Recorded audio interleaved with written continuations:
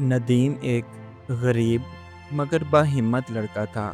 وہ دن بھر گاؤں کی گلیوں میں پرانی کتابوں کی ریڑھی دھکیلتا اور آواز لگاتا، کتابیں دیکھ لو، کتابیں دیکھ لو، پرانی کتابیں سستے داموں بیچ رہا ہوں۔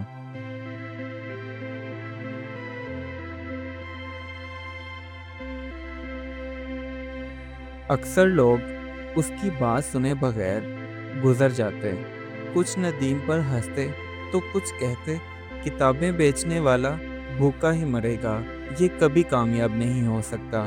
مگر ندیم سب کی باتیں سنتا، لیکن اس نے کبھی ہار نہیں مانی تھی۔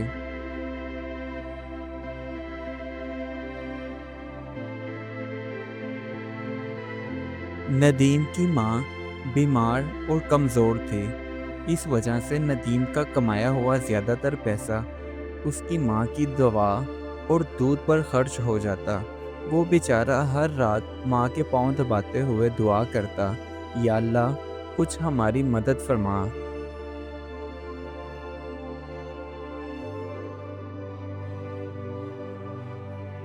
وہ بیچارہ سارا سارا دن دھوپ میں اپنی کتابوں کی ریڑھی دھکیلتا رہتا کہ اس کی کوئی کتاب بک جائے اور وہ گھر جاتے ہوئے چند پیسے لے جائے، لیکن اکثر اوقات ایسا ہوتا کہ اس کی کوئی بھی کتاب نہ بکتی اور وہ بنا پیسوں کے تھکا ہارا گھر لوٹ جاتا۔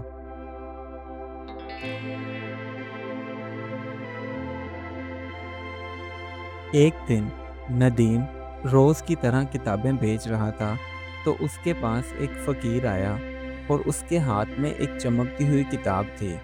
وہ ندیم کے پاس آ کر بولا، یہ کتاب لے لو، اس کے بدلے بس ایک روٹی دے دو۔ ندیم نے جب کتاب دیکھی تو وہ چونک گیا اور کہنے لگا، یہ تو کوئی جادوئی کتاب لگتی ہے۔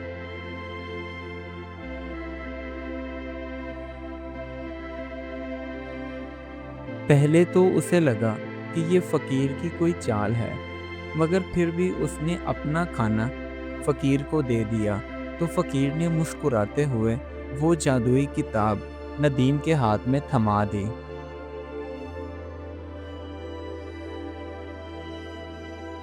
سارے دن کا تھکا ہارا جب رات کے وقت ندیم گھر آیا تو اس نے کتاب کھولی، تبھی کتاب کے حروف چمکنے لگے۔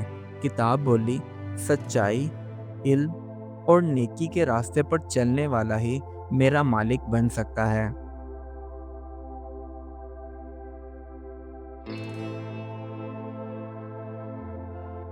کچھ دیر بعد ندیم کو کتاب میں ایک نقشہ دکھا جو گاؤں کے پیچھے والے تالاب کی طرف اشارہ کر رہا تھا، مگر کتاب ایک بار پھر سے کہنے لگی، ایک بات میں تمہیں صاف صاف بتا دوں، یہ خزانہ صرف نیک نیت لوگوں کے لیے ہے۔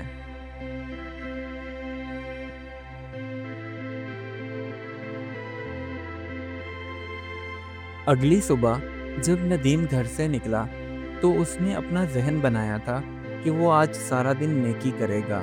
اس نے سب سے پہلے بچوں کی صلح کرائی اور اس کے بعد ایک نابینا شخص کو راستہ پار کروایا، لیکن وہ نہیں جانتا تھا کہ کتاب اس کی آزمائش لے رہی ہے۔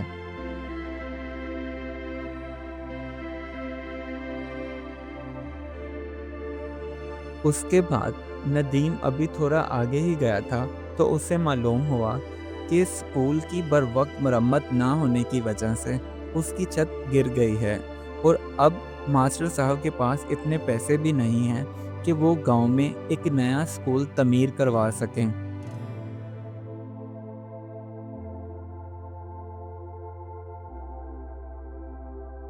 ماسٹر صاحب کی حالت دیکھ کر ندیم پریشان حال کتاب سے مدد مانگنے لگا تو کتاب نے کہا، اگر تم یہ خزانہ سکول کے لیے خرچ کرو گے تو پھر ٹھیک ہے، اور اگر تم خود کے لیے خرچ کرو گے تو پھر میں خود بخود غائب ہو جاؤں گی۔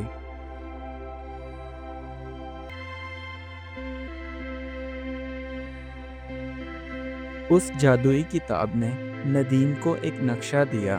جب ندیم اس نقشے پر پہنچا تو اس نے وہاں جا کر زمین میں کھدائی کرنا شروع کر دی۔ تھوڑی دیر کے بعد مٹی سے اسے ایک صندوق ملا۔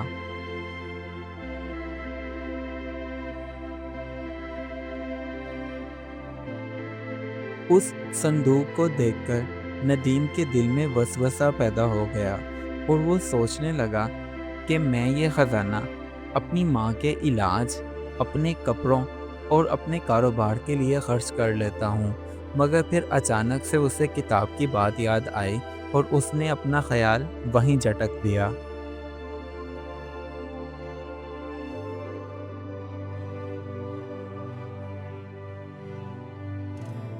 अगली ही सुबह नदीम ने सारा ख़जाना मास्टर साहब को दे दिया और उस ख़जाने की वजह से चंद ही हफ्तों में गांव में एक नया और आलीशान स्कूल तमीर हो गया।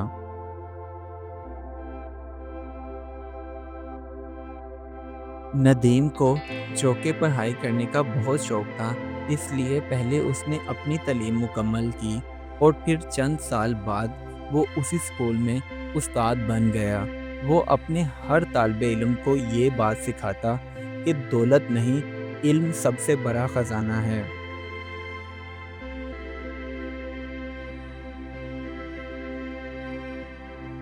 एक दिन वो चमत्कारी किताब खुद ब खुद चमकने लगी और बोली, नदीम, अब तुम खुद एक चमत्कार हो, इसलिए मुझे अब जाना है। ये कह के वो रोशनी में बदलकर गायब हो गई।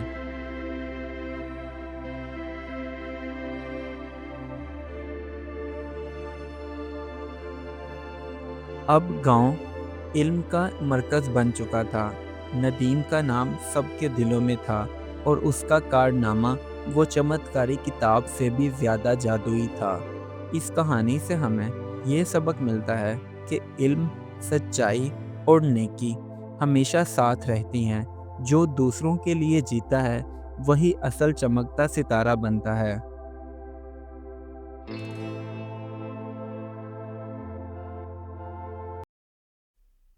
Do like my videos and don't forget to subscribe my YouTube channel. Also press the bell icon.